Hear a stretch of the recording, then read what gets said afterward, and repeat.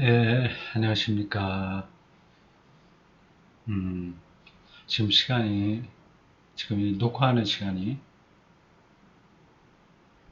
부자 날짜가 6월, 9월, 9월 9일이네요. 월요일입니다. 어저께 하루 종일 대구 샘터교회 예배, 그리고 서울 샘터까지 갔다 왔습니다.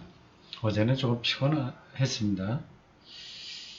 다른 때는 별로 그런 걸 느끼지 못했는데, 지금 어저께는 좀 더 피곤하네요. 나이가 들었다는 증거인 것 같습니다. 바꿔놓고 생각하면 제 나이가 많죠. 음, 뭐, 곧 70살이 되니까 많죠. 제가 40대 초에 우리 지도교수, 그분이 이제 나이 또래 됐습니다. 그 공부 마치고 이제 좀 한번 만나 뵀는데, 학위 마치고 만나 뵀는데, 거의 지금의 제 나이 그 정도 되셨죠. 근데 참 저분 많이 늙었다 생각을 했습니다. 근데 그 나이가 제가 돼버렸어요. 그때 그 40대 초에는 제가 뭐 전혀 나이 든다는 생각을 하지 않았는데 그렇게 돼버렸습니다. 90년대 1990년대 초죠. 중반인가. 시간이 많이 흘렀습니다. 네, 중반이네요. 90년대 중반. 근데 그때부터 지금까지 살아온 그 횟수가 다시 한번 지나면 물론 저는 없죠. 근데 그게 참 금방입니다. 아직 나이가 이렇게 들었는데도 여전히 이제 젊은 것 같은 기분으로 사는 게 옳은지 아닌지 모르겠습니다. 어제는 좀 아, 집에 이제 들어서는데 기분이 좀 빠지더라고요.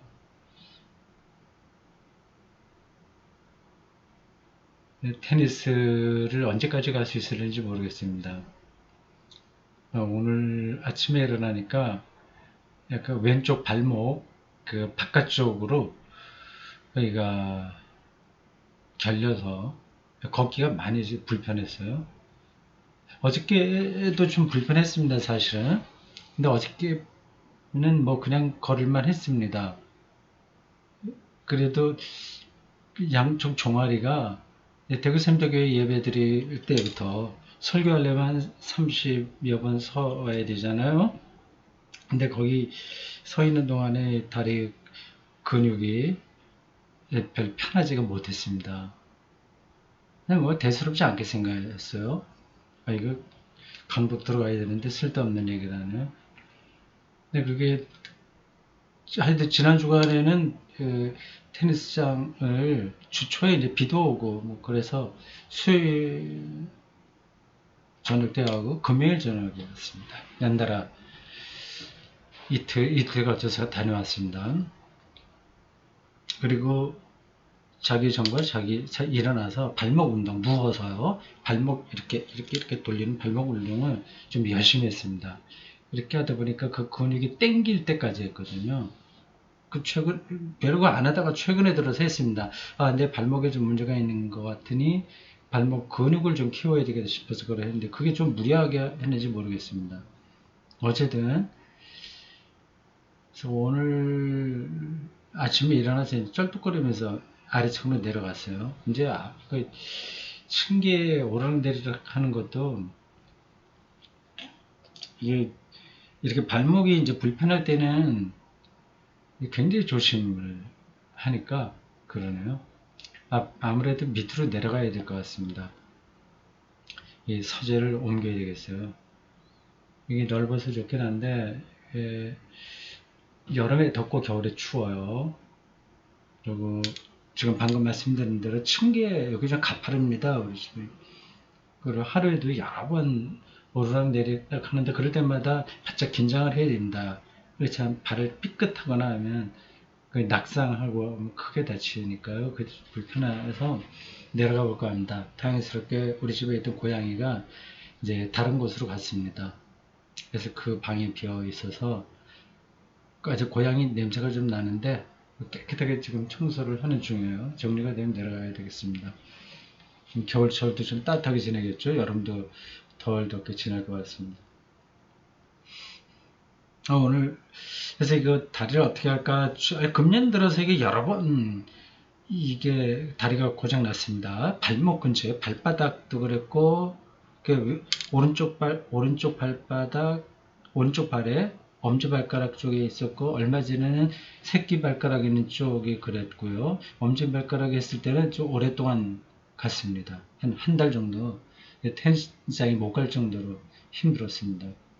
그 낫고 그 다음에 또 가도 오른발 새끼발가락 쪽 뿌리가 결려서 한 주간 쉬었나? 근데 그건 뭐 병원에 가지 않고 그냥 낫습니다. 근데 하루 이틀 밤 자고 나니까 더 진도가 나가지 않은 것 같아서 이런 뭐 병원에 갈 필요 없지 그래서 안 가서 저절로 됐습니다. 근데 이번에 다시 이제 왼쪽 발목 바깥쪽이 지금 당겨요. 오늘 사실은 카니발 몰고 그 정형외과 가다가 그냥 돌아왔습니다. 이렇게 그 차를 타고서 그런 발목 많이 사용하잖아요. 오른발로 이제 엑셀레이터도 밟고 브레이크도 밟고요. 왼쪽은 뭐 사용하지 않습니다. 별로 이거는 이제 브레이크 그 뭐 엔진 브레이크인가 뭐 그거 할 때만 쭉 밟으면 되는데 이거 가서 귀찮은데 가서 기다려야 되고 지금 하룻밤 더 자고 내일 또 더 진도가 나가면 가야 되겠다 그런 생각이 번쩍 들더라고요. 그래서 돌아왔습니다. 말이 길었습니다. 결론이라고 하는 것도 없습니다. 테니스장에 언제까지 나갈까 나갈 수 있겠나 하는 겁니다. 이게 좀 무리가 있는 것 같아요. 연초에 일단 일주일에 3번, 그 다음에 2번으로 줄였고, 근데 지금 2번 했는데도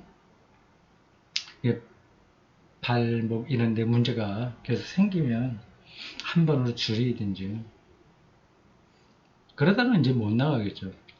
이게 나가더라도 나이 든 사람들하고 같이 치면 괜찮죠. 그 뭐 노인정 테니스라고 나이 든 사람들 근데 나가게 되면 그렇지 않습니다.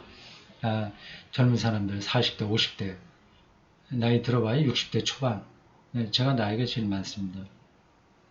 젊은 사람들 40대 50대 초 이런 사람들하고 계속 치니까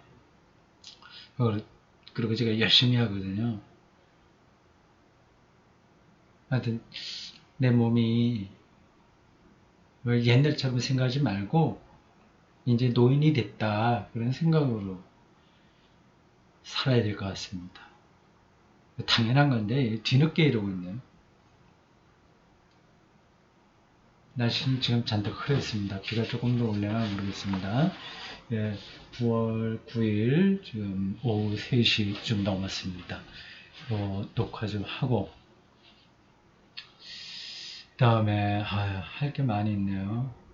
베드로전서 강해 거듭 계속 써야 되는데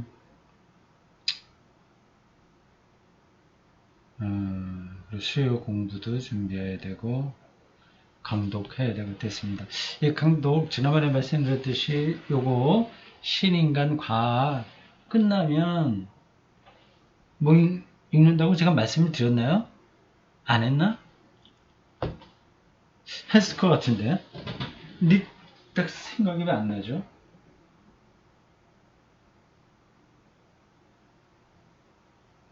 그 이상하네. 이거 여태까지 과학에 대한 얘기를 했으니까 그 다음에는 좀 다른 거 하겠다고 분명히 얘기한 것 같은데 기억이 안 나네요.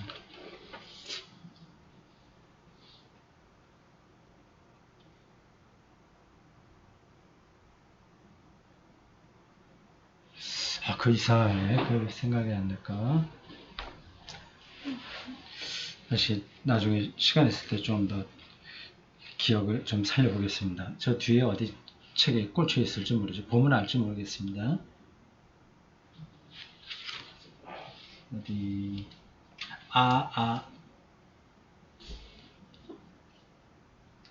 보자. 생각이 났네요. 내가 이렇다니까. 순전한 기독교? 이거 읽겠습니다. 네, 순전한 기독교. 몸만 늙는 게 아니라 정신도 늙고, 그러나 더 어떤 근원적인 것에는 가까이 가요. 좀 다행스럽습니다. 늙는다고 하는 게 장단점이 있어요. 자, 37강. 이제 5명의 석학들의 대담을 끝나고 각각 자기 이야기를 정리한 대목입니다. 이제 세 번째로 한스 디터 무칠러라고 해서 가톨릭 신학자 글이 나옵니다. 철학자이고 물리학자이다. 프랑크푸르트 대학교.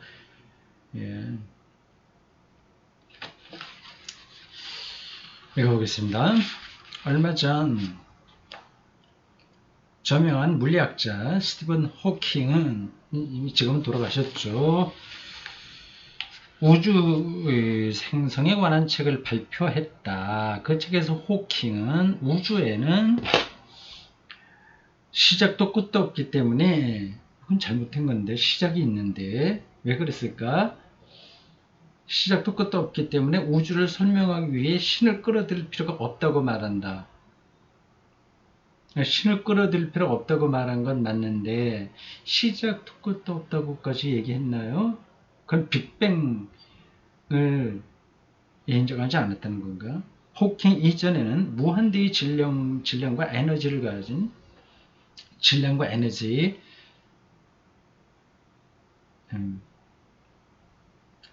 질량과 에너지, 아시겠죠? 를 가진 한 점이 여기 나오네. 대폭발, 빅뱅 금방 나오네요. 일으킴으로써 녹음되고 있죠. 우주가 탄생한 것을 가정하고 있었다. 빅뱅론을 호킹이 부정했다는 말인가요? 무한한 비중을 가진 그 점에서는 물리학의 어떤 법칙도 통하지 않기 때문에 우주가 생성되기 전에 무엇이 있었는지는 상상할 수 없다는 믿음이 지배적이었다. 빅뱅론. 그래서 우주의 근원이 되는 그 점은 신에 의해 만들어졌다고 생각할 수밖에 없었다. 그런데 호킹은 우주가 빅뱅으로 시작됐다는 생각 대신 우주는 자기 속으로 되돌아가고 있다는 가설을 제시함으로써 신의 존재를 배제하는 듯한 태도를 비치고 있다. 이렇듯 신을 배제하는 태도는 새로운 것이 아니다. 이러한 이론은 자연과학에 태동한 이래로 끊임없이 제기되었다. 예를 들어 뉴턴은 자신의 중력 이론으로 태양계의 행성운동을 계산해낼 수는 있었지만 왜 모든 행성이 같은 방향으로 태양 주위를 돌고 있는지, 왜 모든 행성의 공전 궤도가 태양으로부터 일직선을 이루고 있는지 설명할 수 없었다. 그런가요? 태양이 있다면 시금지와 천해명이 쭉 벌어졌다는 거예요. 밑으로 안 오고 다른 방향을 아니고 이렇게 도는 건 없고 다 이렇게 돈다는 거예요? 뜻밖이네. 난 이렇게 저렇게 자유롭게 돈다고 생각을 머릿속에 알고 있었는데 같이 수평을 이루고서 거리만 다르지 일정하게 수평을 이루고서 돌고 있다. 행성들이. 그걸 설명할 수 없었다. 이런 것들을 설명하기 위해 뉴턴은 신이라는 돌파구를 선택하면서 신이 태양계를 이토록 신비하고 기하학적으로 완벽하게 만들었다고 감탄에 마지 않았다.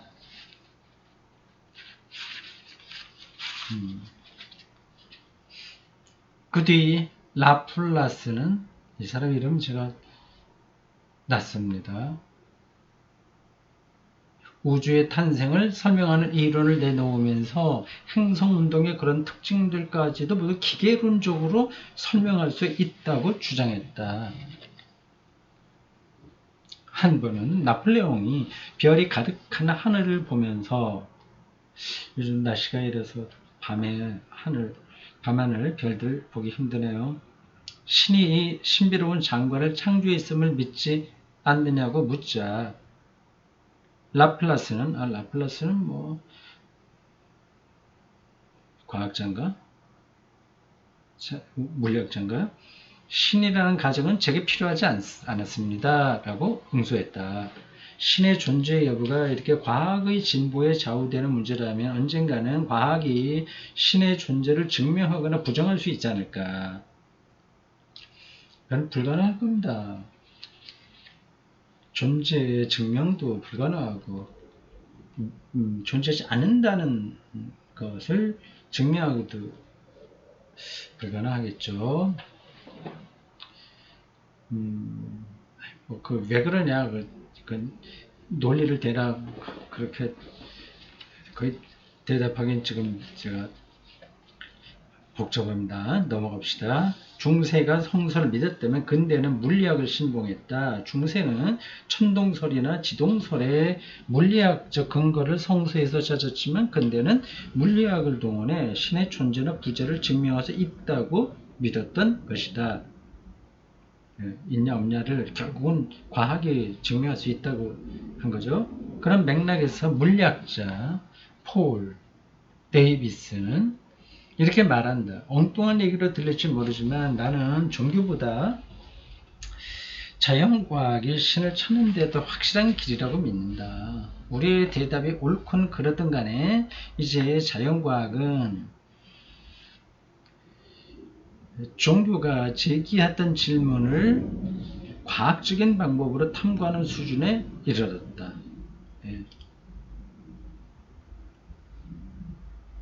그리하여 데이비스는 이전부터 종교가 제기하던 질문들을 연구한 끝에 신은 존재할 수 없다는 결론에 도달했다.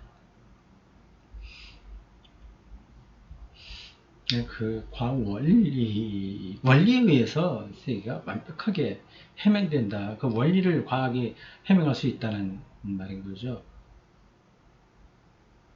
모르는 게 없는 거죠. 다 이건 뭐 이렇게 설명할 수 있으니 거기에 어떻게 신이 개입될 수 있냐 하는 거죠. 그렇게 해서 모든 논란이 끝나는 게 아닙니다. 왜 과학이 설명하는 식대로 작동되는 그러한 우주와 세계가 존재하게 됐냐? 왜 존재하냐? 왜 그래야만 했냐? 하는 것에 대해서 질문하게 되거든요. 그럼 또 철학적이고 신학적인 문제가 대두될 수밖에 없습니다. 왜 그래야만 되는지. 그 필연성이 그거는 과학으로 증명할 수 있는 건 아니죠.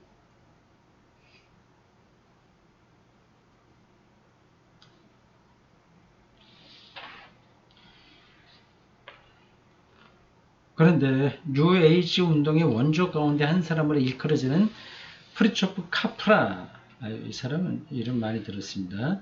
데이비스와 동일한 물리학 이론을 동원하고도 정반대의 결론을 얻어냈다. 그는 이 세계가 모든 실제의 본질인 리얼리티요. 실제 본질의 영이 푸뉴마, 스피릿, 영이 일으키는 표면적인 현상일 따름이라는 과거 신비주의의 통찰을 현대 물리학이 그대로 입증한다고 하고 있다고 믿었다. 하기야 오늘날 물리학이 응용되지 않는 곳이 어디 있겠는가. 레이저 물리학 분야에서 획기적인 발전을 한 바 있는 헤르만 하케는 레이저 물리학을 가지고 자유주의 경제 정책을 옹호하는 이론을 유도해내고 참 특이하네요. 레이저 물리학으로 자유주의 경제 정책, 부부 문제를 해결하는 방법을 충고할 뿐만 아니라 참 대단하네요. 뭐 점을 치는 거 같네요. 사회의 혁명을 자극할 수도 있고 억제할 수도 있다는 공식을 내놓기까지 했다. 어쨌거나 과거의 스토아 학파가 그랬듯 그에게 자연은 모든 지혜의 원천이었다. 물리학자 일리아 프리고진도 같은 생각을 가지고 있었다. 이름이 저에게 낯서네요. 시너제틱스의 창시자인 프리고진은 자신의 비평형 연력학 이론으로부터 대단히 보편적으로 적용할 수 있는 새로운 시간 개념을 유도해내고 그것을 자연 정신과학에까지 연결시키고자 했다. 그때까지 사용되던 물리학적 시간은 기계적인 계산 범위 안에 있는 일종의 매개 변수에 지나지 않았던 데 비해 이 새로운 시간은 역사적이면서 나름의 생명을 갖고 있는, 말하자면 활동하는 시간이자 창발성을 가진 시간이라는 것이다. 골치 아프게 설명하네. 아이씨, 왜 이래. 이게 정리하는 데에서는 이제 다른 학자들 말을 또 다 끌어다가 이 사람이 이렇게 얘기하고 저 사람 저렇게 얘기하고 하지 말고 그냥 자기 생각을 그냥 쭉 얘기하는 게 더 낫습니다. 이게 누가 이런 얘기 쭉 복잡한 거 서로 그리고 그 배경도 그 맥락도 있는데 그런 거 빼놓고 이렇게 다 끌어다가 여러 사람들의 생각을 나열하게 되면 그건 이제 또다시 처음부터 이 문제에 접근하는 방식인 거죠. 뭐 이렇게 하면 뭐 절대 안 된다는 얘기 아니라 효과적이지 않죠. 자기 얘기를 더 해야지. 이렇게 압축적으로 설명해야 될 경우에 한다고 그랬습니다.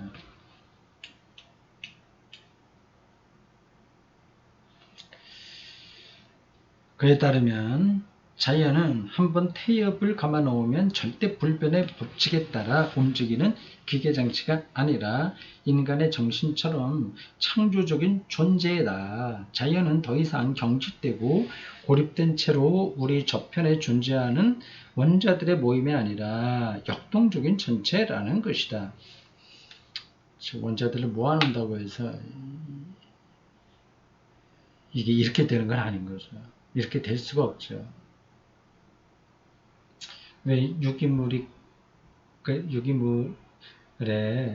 생명체가 있어야만 되는지 그 현상을 설명할 수 있으나 꼭 그래야 될 만한 이유 그거는 없는 겁니다.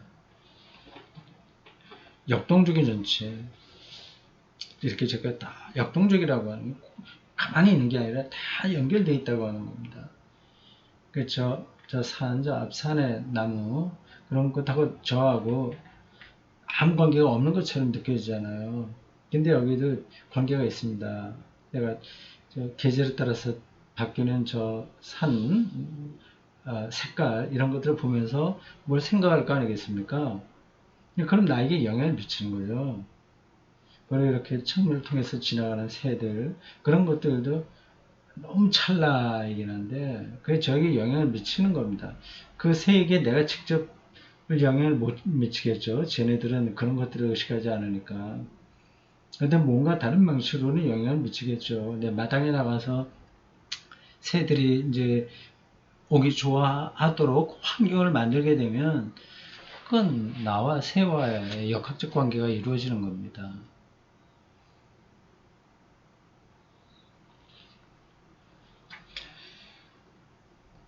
지금 제 안경에 돋보기만 쓰고 있거든요.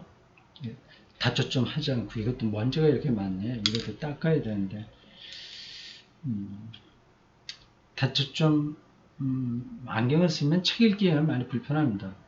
이 촬영할 때는 다초점을 해야 저기도 보고 이렇게 되는데 그냥 하려고 돋보기로만 이렇게 지금 했습니다. 그래서 약간 좀 불편하기도 해요. 제가 이거 좀 닦아야 되겠는데 이 옷 밑자락에서 그 천에다가 이제 닦는데 먼지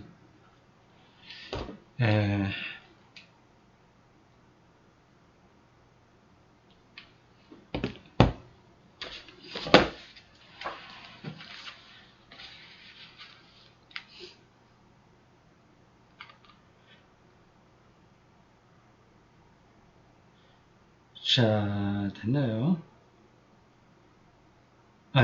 역동적인 전체라는 것이다. 지구, 우주, 세계, 자연이 그렇다는 겁니다.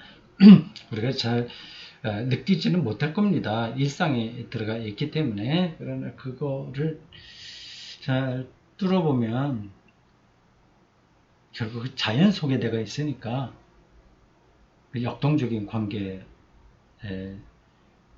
경험할 수 있습니다. 그리고 이 모든 결론은 그저 형이상학적인 사변이 지어낸 얘기가 아니라 물리학의 공식이 증명하는 바라고 주장한다. 뉴 에이지 운동의 추종자들이 프리고진을 자신들의 원조로 받들고 자기 조직화 현상을 내용으로 하는 그의 역할을 동원하여 자신들의 영지주의적인 세계관을 설명하고 있는 것을 보면 그런 주장은 새삼 놀랄 일이 아니다. 이건 우리 기독교적인 건 아닙니다. 뉴 에이지는 자기 내면의 신성을 이제 찾아가는 과정, 그건 이제 중요하게 생각하는 거죠. 다 틀렸다고 말할 수는 없으나 기독교적이지는 않습니다. 불교에 가깝다고 할 수 있겠네요.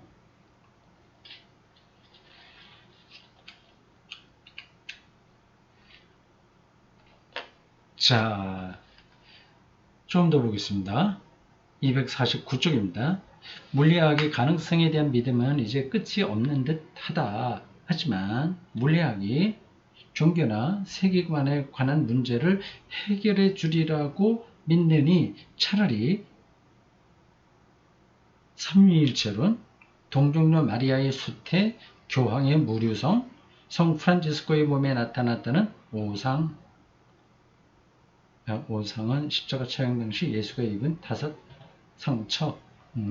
그걸 믿는 것이 내게는 더 훨씬 쉬운 일이라고 고백하지 않을 수 없다. 무슨 뜻이야 이게?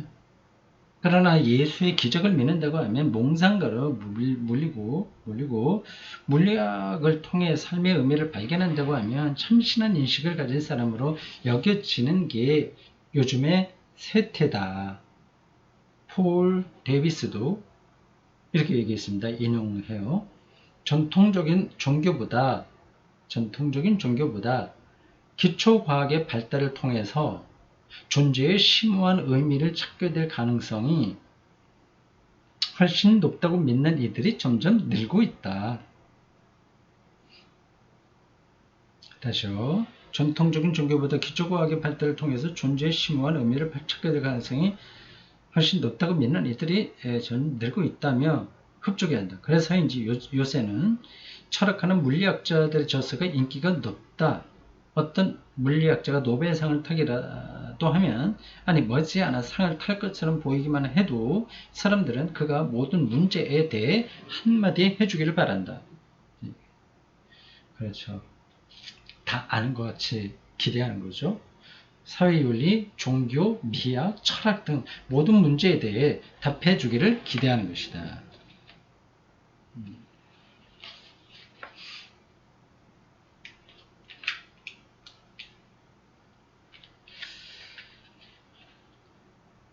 그 다음 아인슈타인이 역사상 가장 훌륭한 물리학자 가운데 한 사람이라는 사실에는 아무도 이의가 없을 것이다. 네, 아인슈타인. 그러나 종교나 역사에 대해 쓴 글을 보면 그런 분야에 대해서는 별 예리한 통찰 없이 단순한 이야기만을 되풀이 하고 있음을 금세 알 수 있다. 네, 그렇습니다. 어떤 부분에 전문적으로 하는 사람은 예상외로 다른 분야는 그냥 평범하게 합니다. 그도 그럴 것이 아인슈타인은 우주가 물리적 법칙들에 완전히 종속되어 있다고 믿었다. 그런 우주에서라면 인류의 역사나 종교란 물질과는 전혀 그런 우주에서라면 인류의 역사나 종교란 물질과는 전혀 무관한 표면적인 현상에 지나지 않았을 테고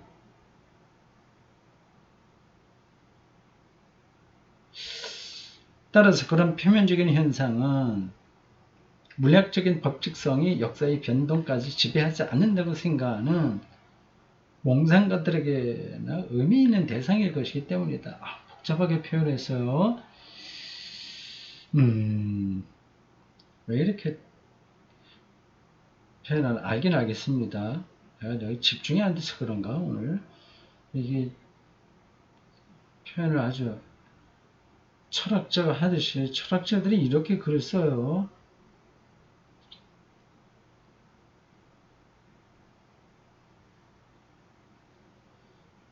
역사, 인류, 역사나 종교 이런 것들은 그냥 표면적인 거지 별로 중요하지 않다. 중요하지 않다기보다도 표면적인 것이니까 물리 이 사건 그 세계